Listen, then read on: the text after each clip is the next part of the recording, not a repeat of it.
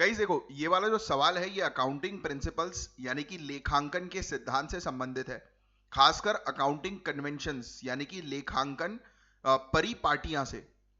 अब देखो, सबसे पहली चीज तो पूरे क्वेश्चन को आपको समझना जरूरी है। तो लॉन्ग टर्म इन्वेस्टमेंट जैसे कि शेयर्स में, जो कि वैल्यू में आप जानते हैं कि शेयर में अगर हम लोग कहीं पर भी इन्वेस्टमेंट करते हैं खुद भी, तो वैल्यूज में काफी उतार चढ़ाव आता है, राइट। तो जब हम इन उतार चढ़ाव के रिस्क को कवर करने के लिए एक प्रोविजन बनाते हैं, तो ये कौन सी अकाउंटिंग कन्वेंशन पर बेस्ड है, ये क्वेश्चन डायरेक्टली पूछा गया था, जो आपको बेसिकली मिल जाता है जब आप अकाउंटिंग की प्रॉपर तैयारी करते हो, यानी कि इसके टॉपिक्स को अच्छे से समझते हो।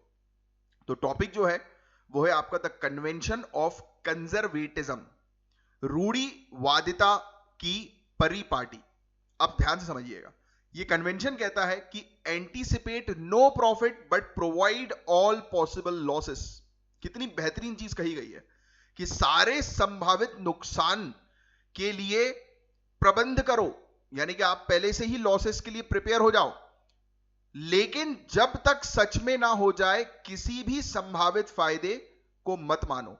तो प्रॉफिट जब तक नहीं होता है तब तक उसको मानना ही नहीं है, बट लॉसेस के लिए पहले से प्रिपेयर्ड रहना है।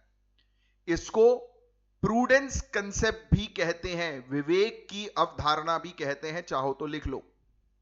अब इसका प्रयोग कहां होता है तो यह भी समझ लो, जब कंपनी लॉन्ग टर्म इन्वेस्टमेंट्स की वैल्यू में गिरावट के खिलाफ कोई प्रोविजंस लेकर आती है, जैसे कि फ्लक्चुएशंस का, है ना, तो वो इसी रूल को फॉलो करती है कि कहीं पर भी लॉन्ग टर्म इन्वेस्टमेंट किया कंपनी ने और उसको लगा कि यार इसमें फ्लक्चुएशंस आ सकते हैं, इस इन्वेस्टमेंट में उतार चढ़ाव आ सकते हैं, तो हम पहले ही अपनी बुक्स में उसके लॉसेस को जो है वो मेंशन कर देंगे, और जब प्रॉफिट आएगा तो सोने पे सुहागा।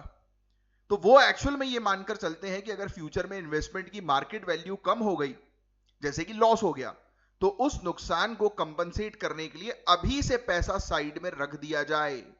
लेकिन अगर वैल्यू बढ़ गई तो उसको तब रिकॉर्ड नहीं करते जब वो एक्चुअली सेल करके रियलाइजेबल ना हो जाए, मतलब कि उनके पास पैसा ना आ जाए उस शेयर को सेल करके, तब तक उस बुक्स में वो चीज रिकॉर्ड नहीं होती।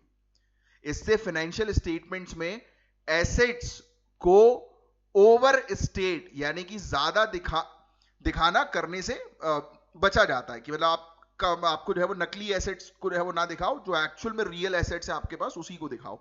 तो ये बेसिकली कंपनी के लिए काफी सेफ साइड ऑप्शन जो है वो रहता है। इसी में देखो, चलो और दूसरे ऑप्शंस भी मैं आपको समझा ही देता हूं, क्योंकि देखो अपन को टॉपिक को अच्छे से समझना है, ना कि क्वेश्चन को, राइट। मेरा ऑब्जेक्टिव हमेशा ये रहता है कि आपको पूरा एक टॉपिक ही समझ में आ जाए मेरे इस पर्टिकुलर छोटे से वीडियो में। अब सुनो, अब इसमें आपको एक ऑप्शन दिखाई दे रहा है, ये वाली चीज तो आपको जो है समझ में आ गई ना, ये कंजर्वेटिज्म का कंसेप्ट क्लियर हो गया, जो कि अकाउंटिंग प्रिंसिपल में जो है एक बहुत इंपॉर्टेंट कंसेप्ट है। ऐसे ही आप जो है ऑप्शन में देखोगे तो एक ऑप्शन आपको दिखाई दे रहा है फुल डिस्कोर्स।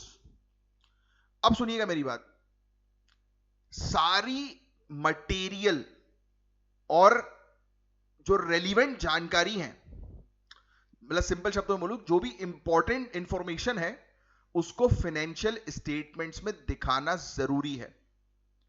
तो ये होता है फुल डिस्क्लोजर, कि हमने डिस्क्लोज कर दिया, बता दी पूरी इंफॉर्मेशन अकाउंट्स में अपने, राइट। नेक्स्ट एक होता है मटेरियलिटी, सिर्फ उन आइटम्स को डिटेल्स में दिखाया जाता है जो बिजनेस के डिसीजन को अफेक्ट करते हैं, छोटे मोटे आइटम्स को इग्नोर कर दिया जाता है, इसको कहते हैं मटेरियलिटी।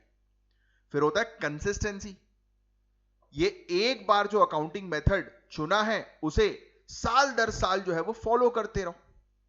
तो ये बेसिकली अकाउंटिंग प्रिंसिपल का एक बहुत ही इंपॉर्टेंट टॉपिक भी था, और होपफुली आपको टॉपिक भी समझ में आया होगा, इसके ऑप्शंस भी समझ में आए होंगे, और क्वेश्चन भी अच्छे से क्लियर हो गया होगा।